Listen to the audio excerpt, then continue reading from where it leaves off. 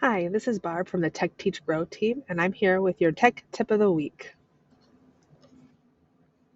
Today we are creating drop-down lists. In your Google Sheets, you're going to highlight the cell. You're going to go up to Insert and find Drop-Down. Then you're going to notice that it's a data validation role and there's a range. You can enter any information you want to hold in the cell. That's going to be a part of the list. You can then choose a color. Keep adding the different categories you want for this list. In this case, we're doing subject areas, and we're choosing a variety of colors so that way they will stand out. And now you can add another item by clicking Add another additional items and entering the information you need for that particular section. Then you click Advanced Settings, and this is where you can adjust some different pieces to this drop down. Right now they're set as chips, so they have that little bubble look. You could then also just do arrow.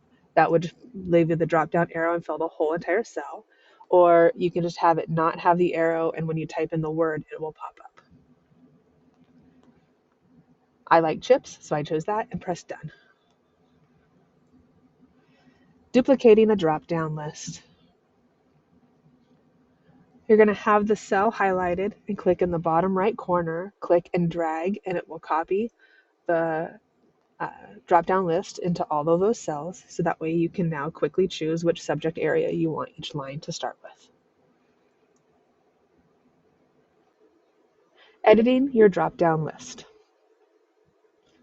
Click on the drop-down in any cell, go to the pencil, and here you can change color, you can change what the name of the item is on the list, you can add another item to the list, whatever changes you need to make.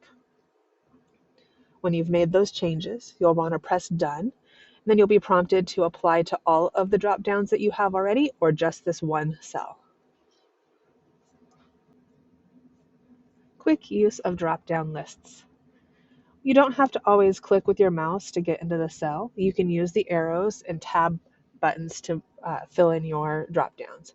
If you know what the subject areas are, if you just start by typing the first letter, it'll pop up the suggested uh, list item, and you can just press enter and it'll drop down to the next cell. Here are some examples of some drop-down lists and uses.